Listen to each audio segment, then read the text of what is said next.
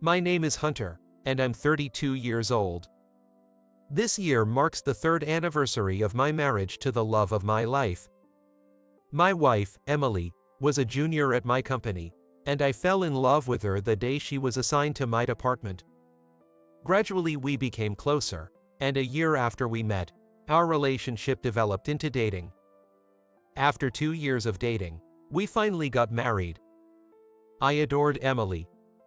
She also responded genuinely to my love, and we were enjoying a sweet, sweet married life, but it happened last year. Suddenly, without any warning, her attitude changed. Okay, I'm off. Whenever I spoke to her, no matter what she was doing, she used to come running to say have a nice day and give me a kiss on the cheek. But now, even when I say, Emily, I'm leaving, there's no response. What in the world is going on? Hey, don't you seem strange lately? Is something wrong? Nothing's wrong.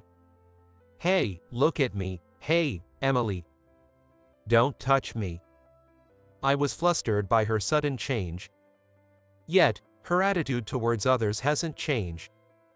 In the midst of these confusing days, my nephew, Nick, celebrated his 9th birthday. My parents, my sister's family, and we all had a dinner party. While enjoying the meal, suddenly Emily collapsed. Hey, Emily, what's wrong? She didn't move at all, even when I called out to her. Mom, call an ambulance. Emily, hang in there. Emily, what's wrong? Hey, Emily. Eventually, the ambulance arrived, and she was hastily taken to the hospital. However, she hasn't woken up even after several days. She didn't hit her head when she collapsed. Doctor, why isn't she waking up? There was no abnormality in her brain. We need to conduct more detailed examinations. Did your wife have any chronic diseases? No, nothing. She was perfectly healthy. I see. For now, let's just wait for your wife to wake up. Unable to do anything, time just passed by. Why is this happening?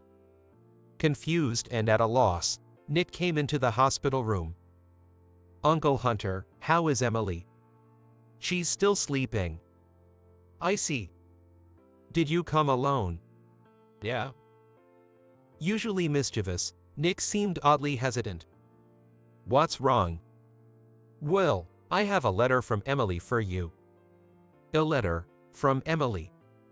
Nick took out an envelope, hesitating whether to hand it to me or not.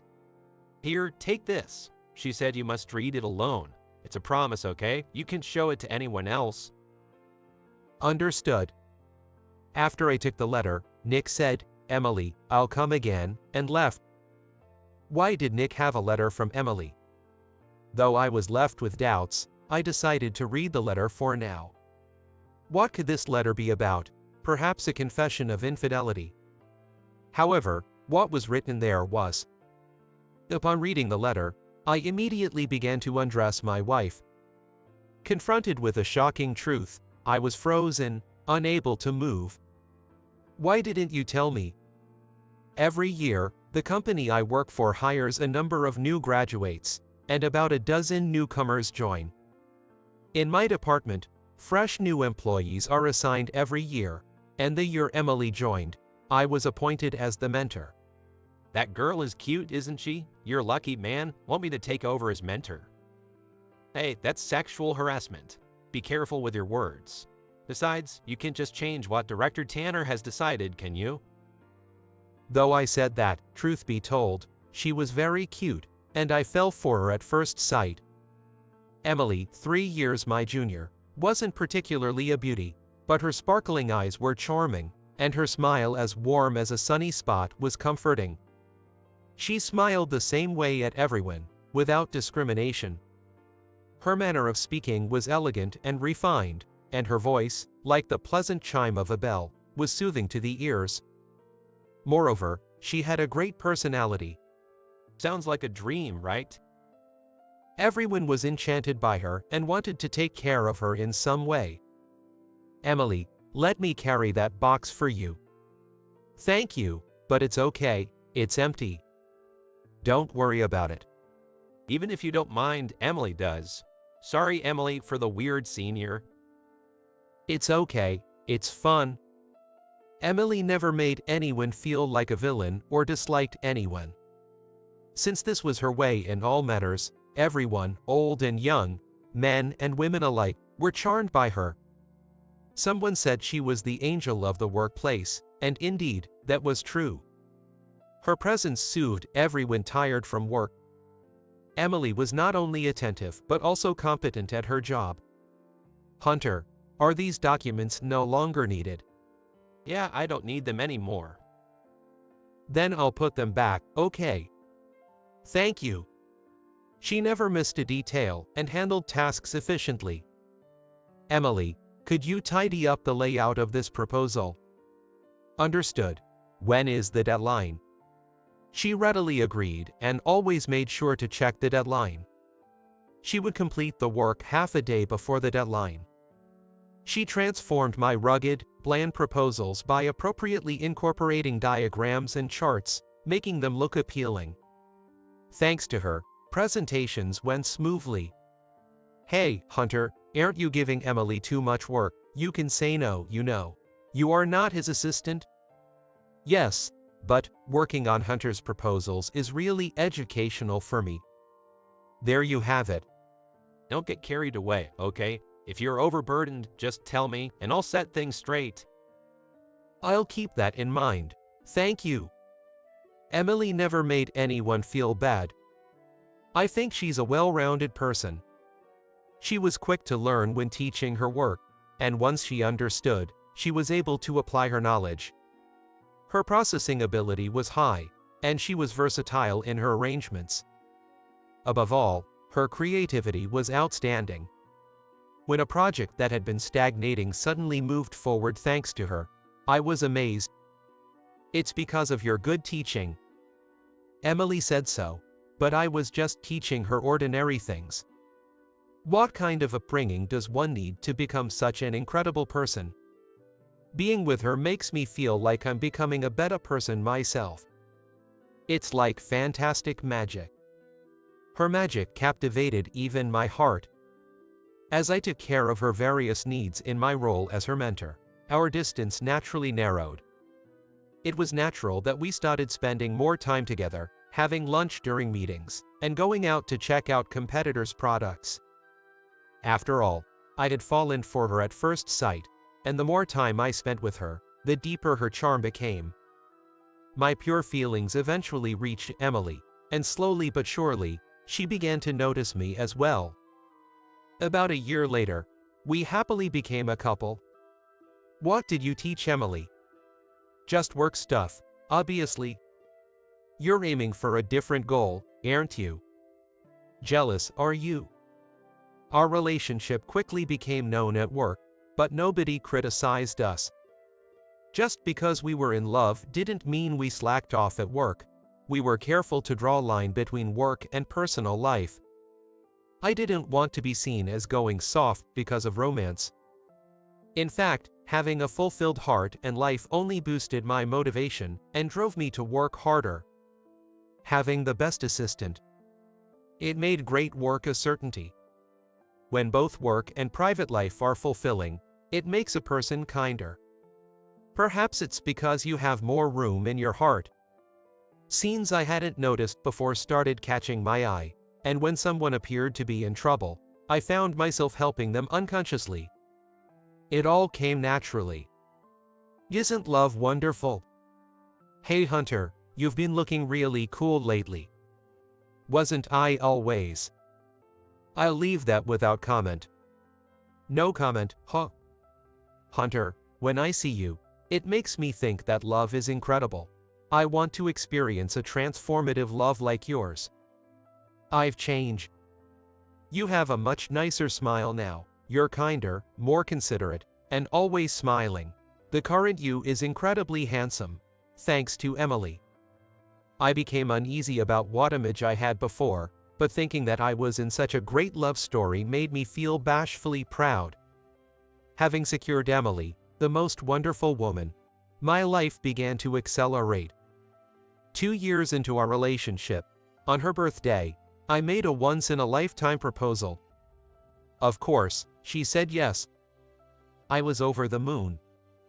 To have Emily, loved and cherished by everyone, all to myself. Could there be anything more joyous? My euphoric self was brought back to earth by my colleague's warning. Don't tell me you're going to keep Emily locked up at home, Hunter. That would be a loss to society. That's right, it's a no-go. Emily is competent at work. If she wishes to continue, you shouldn't deprive her of that opportunity. Finally, even my boss Tyler chimed in. Hunter, you thinking of transferring to a regional office? Why would I? It's not good for both of you to be in the same workplace. Why should I be the one to move? It's everyone's consensus. That's ridiculous. Though I wasn't actually transferred to a regional location because of our marriage, the consensus was that it wasn't good for both of us to be in the same department, and Emily was transferred to another department. Of course, I ended up being resented by everyone. But I was happy. Our newlywed life was sweeter than cream puffs, almost melting like sugary candy. My family adored Emily and embraced her wholeheartedly. My mother was thrilled to have another daughter, and they often cooked together and went shopping. Even my usually stubborn and reticent father softened in her presence. Emily, is Hunter making any unreasonable demands? If you have any complaints, tell me right away. I'll take care of it. Take care of it. Am I a demon or what? If you make Emily cry, I won't forgive you. Aren't those supposed to be my lines? She watched our exchanges with amusement. Among the family, my nephew Nick was probably the one who took to Emily the most. Nick, approaching 9, was at a precocious age and became attached to Emily as a beloved older sister figure. Emily, I'm giving you this. What's this? A super rare card. They're really hard to get. I can't accept something so important. I'm giving it to you because it's the most important. You're going to be my wife. Nick, you want to marry me? Of course. Nick, she's my wife. You have to take good care of the person you're going to marry. Listen, Nick, listen well. Emily, let's go play over there. Whenever the family gathered, it was always a struggle for her attention. Though I was a bit jealous, it also made me happy, and I often took her to visit my family. She seemed to enjoy her relationship with my family too, visiting them even when I wasn't around. Especially with Nick, she seemed to play a lot. This is from Nick, he made it during craft time. The clay necklace was clumsy, but it was in colors and styles Emily would like. That kid really understands you, huh? Can a 9-year-old boy be such a man? It makes me a bit jealous. Never thought I'd feel jealous of my nephew. I can't afford to be complacent. She was skilled in the kitchen, efficiently whipping up meals in no time. Nutritious, well-balanced, and perfectly presented. Needless to say, they were delicious. She never cut corners, even when busy, and always kept herself neat. She never said she was tired, and never lost her smile. When you're tired, it's okay to say so. I want to support you too. Thank you, Hunter, but you know, every day is so much fun for me. I never thought I'd be this happy and content just to be with you. Me too, but you have to promise me not to push yourself too hard. Okay, I promise. People said the sweetness of newlywed life would quickly fade, but that wouldn't happen to us. I believed that, until that day. It came all of a sudden. One day, when I came home, Emily wasn't there. Usually, the rattling of keys would be met with her coming to greet me at the entrance, but not that day. Huh, isn't she home yet? But her shoes are here, and the lights are on. What happened? Emily, you're here, right? I called out, but there was no response. Could something have happened to Emily? Anxiety gripped me, and I rushed into the living room. Emily. I called her name again, but still, no reply. Could she have collapsed or something? As I panicked, thinking about the completely unusual situation, Emily walked into the living room. There you are. I got worried when you didn't respond. I spoke, but still, she didn't reply. Emily, what's wrong? Do you feel unwell? Her complexion seemed off to me. It's nothing. It's not nothing, you look pale. I instinctively reached to check her forehead for a fever, but she sharply slapped my hand away. Did you just slap my hand? I couldn't understand what was happening. This had never happened before. There's food in the fridge. Eat whatever you want. Wait, something's off with you. What's going on? Nothing's wrong. It can't be nothing. Something's definitely off. Shut up. Leave me alone. With those shouted words, she left the living room. I was left in a daze. I had never seen her raise her voice like that. Even when she was sick, she would put on a smile and say she was fine. Even during her worst times, she never forgot to thank those concerned for her. I couldn't believe she would act like this. Maybe she was feeling really bad. Everyone has their days, after all. Pushing further might just make things worse. I told myself to just watch and wait for now. But her attitude didn't change the next day or the day after that. Not only did it not change, but it got worse. Leave me alone, shut up, it's nothing. Those were the only words I heard from her. No, it would be better if she responded that much recently. She ignored me 1 out of every 3 times. This behavior was directed only at me. At work and outside, Emily was as usual. With an angelic smile, she eased those around her and handled her tasks efficiently. I watched Emily from a distance. Hey, Hunter, do you need Emily? Should I call her for you? No, it's okay. Don't worry, no one's going to make a move on Emily. You can relax. That wasn't what I was worried about.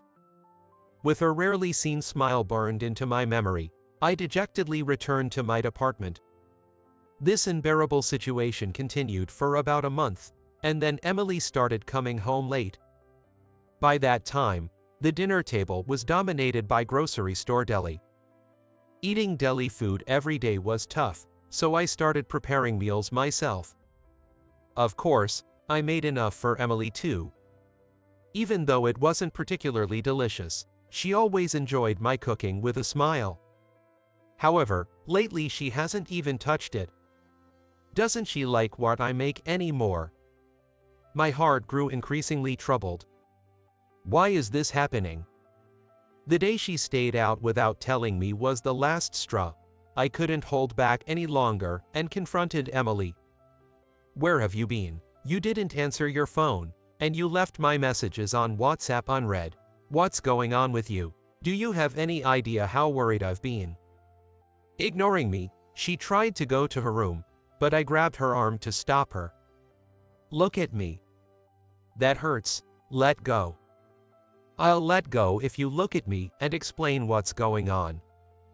I have nothing to talk to you about. That can't be true. Don't raise your voice. Oh, sorry. In a moment of distraction, she shook off my hand and fled. In my frustration, I blurted out something I shouldn't have. Are you cheating on me? Emily froze for a moment, then glared at me with stiff eyes before locking herself in her room. I was at a loss. Why did this happen? Why did Emily change? Had I done something to hurt her without realizing it? Since we couldn't have a conversation, there was nothing I could do. Amid these troubled days, Nick's birthday arrived. It's a day when, no matter what, the whole family gathers because Nick is our star. Normally, Emily and I would choose a gift together, but this year it seemed impossible.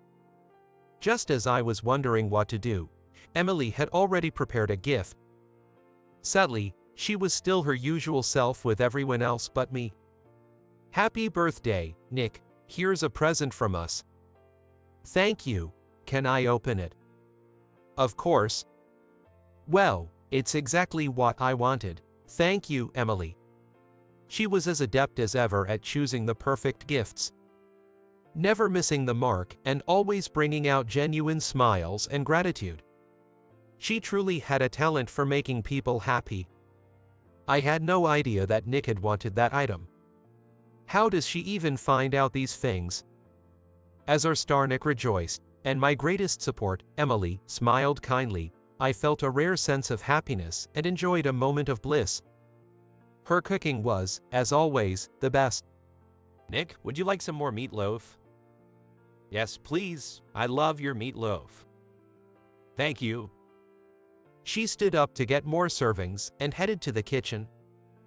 Just then, there was a rattling crash. What happened? She knocked down the furniture nearby and then collapsed to the floor. No one could react in time. It was as if time had stopped.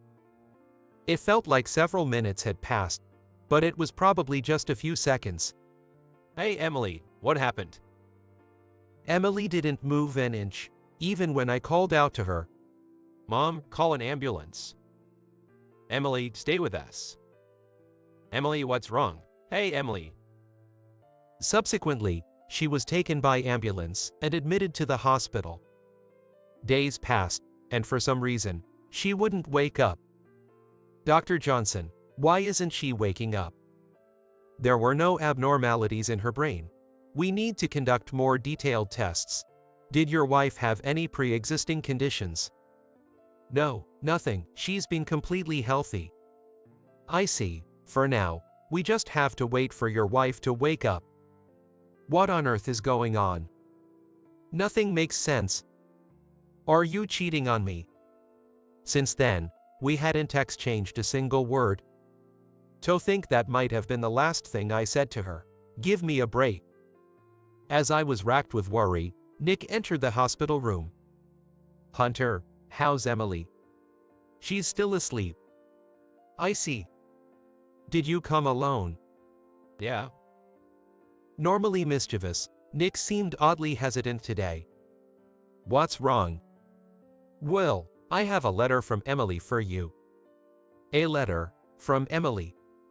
He pulled out an envelope, hesitated for a while whether to hand it over, but finally seemed to resolve himself and offered it to me. "Hear this. Emily said you must read it alone. It's a promise, okay? You can show it to anyone else." Got it. While many mysteries remained, as I took the letter, Nick said, "Emily, I'll come again," and left. Why would Nick have a letter from Emily? And why was such a letter even prepared? As my confusion tangled with questions, my anxiety deepened. For now, I decided to open the envelope and read the letter. "What?" I was immediately unsettled as I began reading. Written there was the shocking truth. Frantically, I tried to undress Emily but couldn't manage my hands properly due to my haste. As I managed to lift her hospital gown, I saw a clear surgical scar. "What's going on? Why didn't you tell me? Why keep it to yourself? Was I that unreliable?" Emily had been suffering from cervical cancer and had received a terminal diagnosis. She chose to hide this fact from me and face it alone. Emily, who had always had irregular periods, had been visiting the gynecologist regularly. During a routine checkup, the cancer was discovered. Being young, the progression was rapid, and Emily received a terminal prognosis. We didn't have children yet. Even if she overcame the cancer, it would likely be difficult for her to conceive in the future. Knowing this fact would surely devastate me, and I would do everything possible to help her. I would spend money, time, abandon my work, and do everything in my power for Emily. But she did not think this was right. If you're reading this letter, I might already be gone from this world. I had asked Nick to give you this letter if something happened to me, Something like what? I can't forget the look on his face when he asked that. I feel terrible for putting him in that position. Hey, Hunter, could you apologize on my behalf? I'm sorry for making such a weird request and for hurting him. That was how the letter began. This was Emily's will. She had left these last words in preparation for a day she knew would come, filled with her regrets and repentance. I never imagined it would come to this. I took care of my health, managed stress, and lived each day with a smile. What went wrong? When I was told I only had a little time left, I decided to keep it a secret from you, Hunter. Because I knew if you found out, you'd devote yourself entirely to me, right? You'd try everything to cure the disease. Of course, Emily was my treasure. You thought of course, right? Thank you, I'm really touched. But that's exactly why I can't allow it. Because if I didn't survive, Hunter, you would live with regret forever. I don't want you to be an old man dragging along memories of me and crying. So, it's better to be hated while I'm still healthy. If you come to hate me and we end up divorcing, you'll forget about me, right? That's why I decided to become someone unpleasant, she wrote. Her sudden change in behavior had occurred right after she received her terminal diagnosis. Her unauthorized overnight stays were for treatment and surgery on the lesions. A clear surgical scar remained on her lower abdomen. Emily, you went through all this alone. Why didn't you talk to me about it? I'm your husband. I wanted you to be happy, Hunter. I really wanted to be the one to make you happy, but if that couldn't be, I wanted to set you free to find another path. I shouldn't bind your heart forever. So I chose to be hated. I hoped you would come to despise me, lose your affection, and naturally we would part. I wanted you to forget me, remarry, and build a new family. I wanted you to always be smiling. That's why I acted so outrageously, but you, Hunter, you never gave up on me. I guess I'm really being selfish, aren't I? Maybe I don't want to be forgotten. I'm sorry, Hunter, for hurting you, but I loved you dearly. I wanted to be with you more and more, always. Thank you for everything. Stay well. I love you from the bottom of my heart. I cried. I sobbed uncontrollably. I cried out loud like a child. It's unfair, Emily. How am I supposed to let you go? After reading this letter, wake up. I will make sure you get better. I'll make you regret trying to leave me alone to die. So open your eyes. Don't leave me. I took Emily's hand and squeezed it tightly. Don't mess with me. Did you think I just accept this selfishness? I'm angry with you for the first time. Get ready because I'm going to yell at you. Wake up, Emily. Maybe my voice reached her, her eyelids twitched, and she slowly opened her eyes. Hunter. Yes, it's me. Do you understand? You collapsed during the meal. You've been asleep for 5 days now. You're quite the sleepyhead, aren't you, Emily? Her gaze moved to my hands. That letter. Nick brought it to me. You really are something, Emily. If you leave me, I swear I'll haunt you forever. She gave a weak but sweet smile, the same Emily as always. Emily, don't give up. If you give up, I won't forgive you. Let's find a way to beat this disease together. If we're together, we can surely find it. But No, Bits, if you give up, it's game over. Isn't that your favorite saying? I won't give up. I'll travel the world if I have to cure you. Thank you, Hunter. Then, I spoke with her primary doctor, disclosed everything to our family, sought second opinions, scoured books, searched the internet, and looked for ways to treat her disease. Everyone at work helped too. People who had cancer patients in their families shared methods that might have helped with symptoms, and a junior colleague who was fluent in foreign languages helped research treatment options abroad. Among those was information about a new drug trial. Desperate for any hope, I made contact and managed to secure a spot in the trial, leading us to travel abroad. The clinical trial seemed quite tough, but Emily persevered. She dedicated herself to the treatment without a single complaint and expressed her gratitude to everyone around her. Despite the pain distorting her face, she never lost her charming smile, becoming everyone's star even in a foreign country. Hey, Emily, how are you feeling? Thanks, I'm fine. I feel like I could start running right now. That's nice to hear, but you still need to take it easy for now. He'll do the running for you. Okay, leave it to me. Her presence always brought laughter.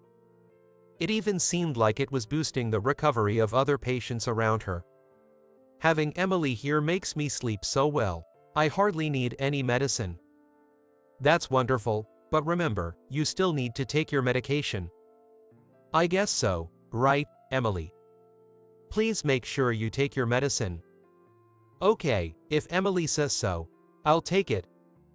I felt proud of how much everyone loved Emily. The clinical trial lasted several months, and while the stay wasn't cheap, we had some savings, and both of our families offered donations, plus our friends and co-workers helped us manage financially. I want to use my allowance too, Nick said as he offered his money, which made us both cry. Although I couldn't accept it at first, Nick insisted. I'm worried about Emily too. I want to help her. From his hand, she took a single coin and said, "Can I make this into a pendant?" Of course. Will you wear it around your neck? Yes, I'll make it my lucky charm.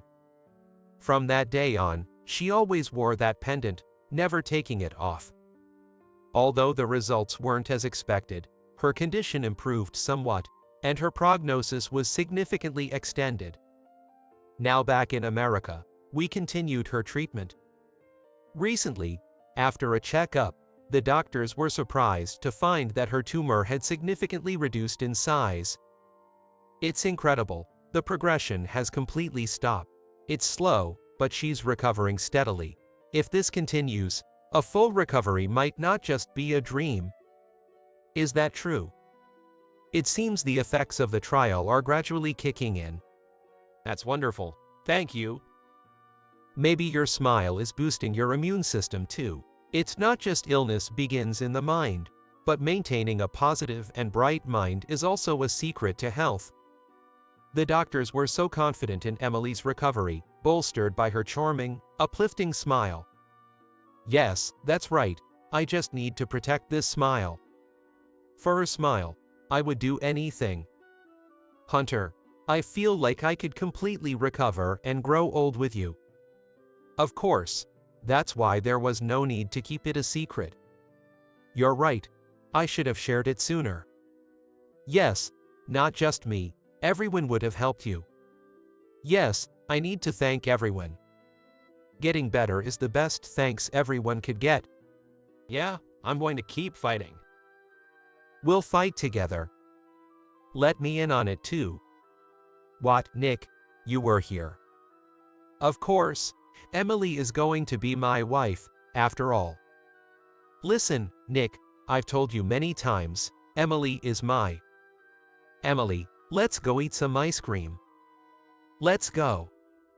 Hey. Really, don't leave me behind. Even though her condition is improving, we can't let our guard down yet. No one knows exactly what the future holds. But I believe that our future will continue on, together and forever. I'll never let Emily face anything alone again. Not only am I here for her, but there's also a large group of supporters surrounding her. In times of trouble, we'll rely on each other, help each other, and support each other. By doing so, we can overcome any difficult situation.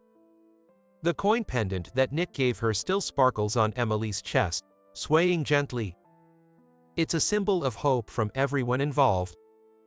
This pendant will serve as a precious guidepost, linking us and our future together.